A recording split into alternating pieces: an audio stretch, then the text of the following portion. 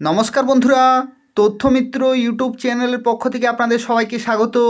আজকে এই ভিডিওতে আমরা আলোচনা করব ত্রিপুরার অত্যন্ত গুরুত্বপূর্ণ একটি খবর সম্পর্কে, এবং যেটি হচ্ছে সমস্ত নিয়োগ প্রক্রিয়া স্থগিত রাখার সিদ্ধান্ত হচ্ছে শীঘ্রই। অর্থাৎ ত্রিপুরাতে প্রত্যেকটি নিয়োগ প্রক্রিয়া কিন্তু স্থগিত রাখার সিদ্ধান্ত গ্রহণ করা হতে পারে খুবই শীঘ্রই, এবং সেই সংক্রান্ত নতুন একটি খবর রয়েছে, সেই সম্পর্কে আলোচনা করব। তো দেখুন, প্রথমেই যে তথ্যটি উঠে আসছে সেটা হচ্ছে ত্রিপুরা হাইকোর্ট কিন্তু একটি ঐতিহাসিক রায় দিয়েছে যে স্থির বেতনে চাকরি প্রদান কিন্তু করা যাবে না, এবং স্থির বেতনে চাকরি বাতিল, অর্থাৎ চাকরির শুরু থেকেই পূর্ণ বেতন দিতে হবে। অর্থাৎ স্থির বেতন ইস্যুতে মহা ফাপড়ে সরকার। হাইকোর্টের নির্দেশে বকেয়া মিটিয়ে দিতে গিয়ে তীব্র সংকটের আশঙ্কা। সুপ্রিম কোর্টে যাবার প্রশ্নে বিবেচনা শুরু রাজ্য প্রশাসনে, আর তার সাথে সাথে কেন্দ্রীয় নেতৃত্বের মতামত নিতে দিল্লি ছুটে গেলেন মুখ্যমন্ত্রী। তো এগুলো এক একটি অত্যন্ত গুরুত্বপূর্ণ একটি চর্চিত বিষয় রয়েছে ত্রিপুরাতে, যেখানে আগামী দিনে সমস্ত নিয়োগ প্রক্রিয়া কি স্থগিত হতে পারে। কারণ ত্রিপুরা সরকার কিন্তু বর্তমানে মহা ফাপড়ে পড়েছে, এবং বিভিন্ন গুরুত্বপূর্ণ বিষয়গুলি কিন্তু ভেবে দেখার সময় এসেছে বিজেপি শাসিত ত্রিপুরা সরকারের। দেখুন, এখানে কি কি খবর উঠে আসছে সেই সম্পর্কে আলোচনা করব। দেখুন, রাজ্যে সরকারি চাকরিতে স্থির বেতনে নিয়োগের ক্ষেত্রে হাইকোর্টের নিষেধাজ্ঞার পর এবার মহাসংকটে পড়েছে বিজেপি নেতৃত্বাধীন রাজ্য সরকার। অর্থাৎ বিজেপি শাসিত ত্রিপুরা সরকার কিন্তু মহাসংকটে পড়েছে, কারণ ত্রিপুরা হাইকোর্ট ঘোষণা করেছে যে স্থির বেতনে নিয়োগ প্রক্রিয়া কিন্তু পুরোপুরি বাতিল করতে হবে। এটা একটা অসাংবিধানিক। এই ইস্যুতে সরকার কার্যত দিশেহারা। এই পরিস্থিতি থেকে পরিত্রাণ পেতে সরকার যে ধরনের কঠোর সিদ্ধান্ত নেবার কথা বিবেচনা করছে তা কিন্তু রাজ্যের শিক্ষিত বেকারদের মধ্যে চরম হতাশা বয়ে আনতে পারে। স্থির বেতনে আর নিয়োগ নয়, নিয়োগ করতে হবে নিয়মিত বেতন ক্রমে। পাশাপাশি যারা মামলায় জিতেছে তাদের নিয়মিত বেতনক্রমের হিসেব কষে 3 মাসের মধ্যে বকেয়া মিটিয়ে দিতে হবে। অর্থাৎ শুধু যে পূর্ণ বেতন দিতে হবে সেটাই নয়, তার সাথে সাথে বকেয়া অর্থাৎ পুরোপুরি এরিয়ার কিন্তু এখানে সুদ সমেত ফেরত দিতে হবে 3 মাসের মধ্যেই। এই সময়ের মধ্যে না দিতে পারলে 9% হারে কিন্তু সুদ দিতে হবে।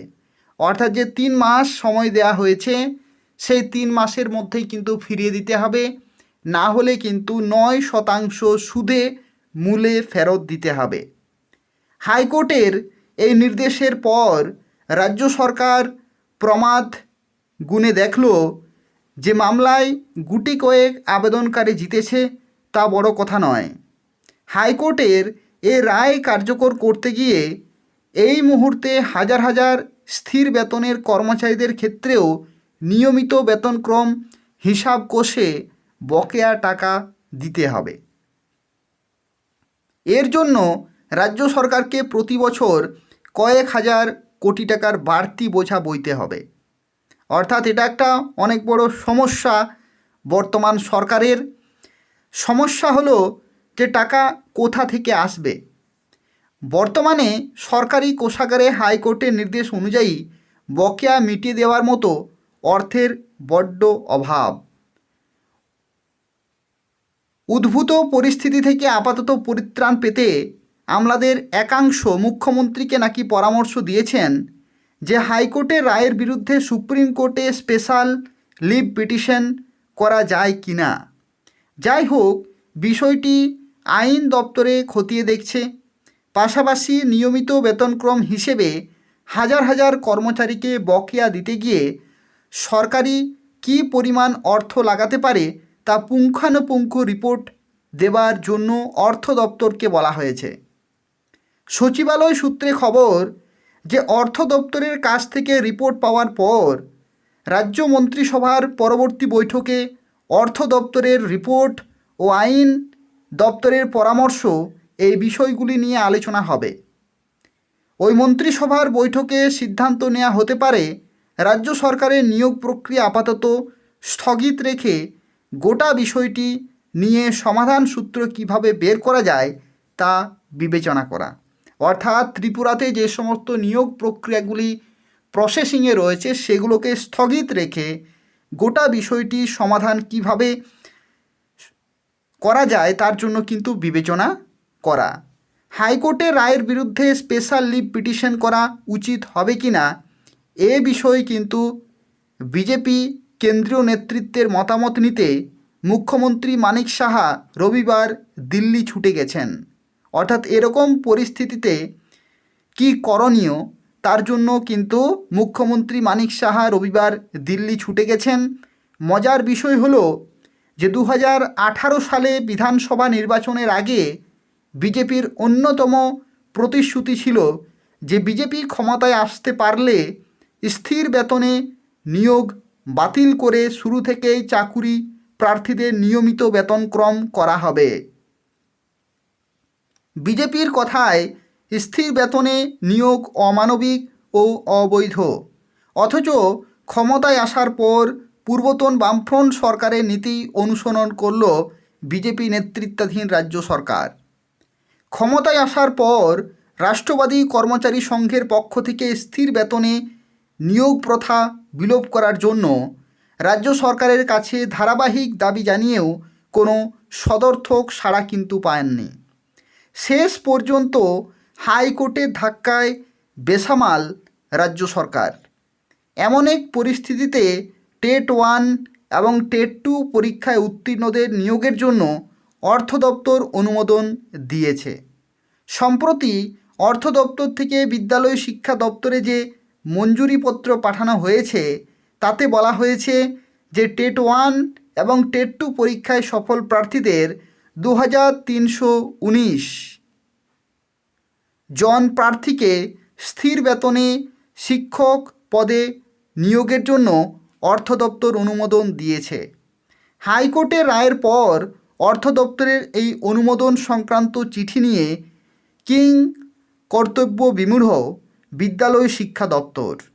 এই মুহূর্তে রাজ্য সরকারের সর্বোচ্চ কর্তৃপক্ষের সিদ্ধান্ত ছাড়া বিদ্যালয় শিক্ষা দপ্তর সম্পূর্ণ নীরব ভূমিকায় চলে গেছে।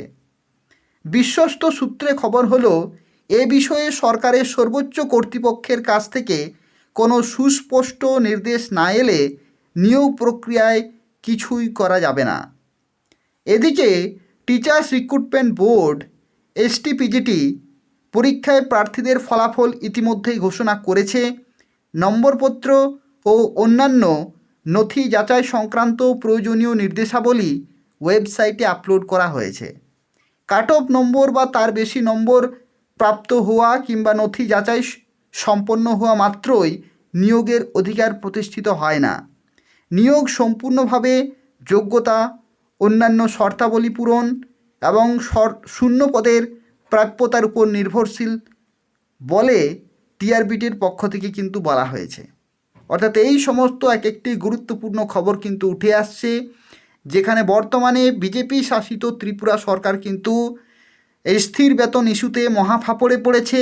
হাইকোর্টের যে নির্দেশ তাতেও কিন্তু অর্থ সংকটের আশঙ্কা রয়েছে ত্রিপুরাতে, এবং বিভিন্ন নিয়োগ প্রক্রিয়া কিন্তু চলছে, বিভিন্ন ফর্ম ফিল আপ চলছে, আবার বিভিন্ন নিয়োগের ক্ষেত্রে নিয়োগপত্র প্রদানের সময়ও কিন্তু এসে গেছে।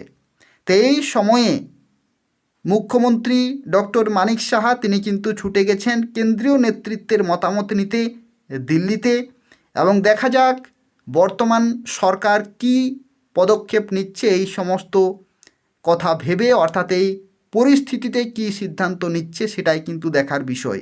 এবং যেটা জানা যাচ্ছে যে সমস্ত নিয়োগ প্রক্রিয়া কিন্তু স্থগিত রাখার সিদ্ধান্ত নিতে পারে বর্তমান বিজেপি শাসিত ত্রিপুরা সরকার। এই হচ্ছে অত্যন্ত গুরুত্বপূর্ণ একটি খবর ত্রিপুরার জন্য, যেখানে সরকারি কর্মচারী, অনিয়মিত কর্মচারী, চুক্তিবদ্ধ কর্মচারী থেকে শুরু করে ত্রিপুরার বেকার যুবক যুবতী প্রত্যেকের জন্যই কিন্তু এই খবরটি অত্যন্ত গুরুত্বপূর্ণ রয়েছে। আর এই ধরনের নিয়মিত খবরগুলি পেতে হলে অবশ্যই তথ্যমিত্র চ্যানেলটি সাবস্ক্রাইব করে রাখুন। এই যে তথ্যমিত্র চ্যানেলটি আপনারা দেখছেন, এই চ্যানেল থেকে এই ধরনের খবর আপনারা কিন্তু সময় মতো পেয়ে যাবেন। অবশ্যই চ্যানেলটি প্রত্যেকেই সাবস্ক্রাইব করে রাখুন, ভিডিওটি আপনারা লাইক করে দেবেন। ধন্যবাদ।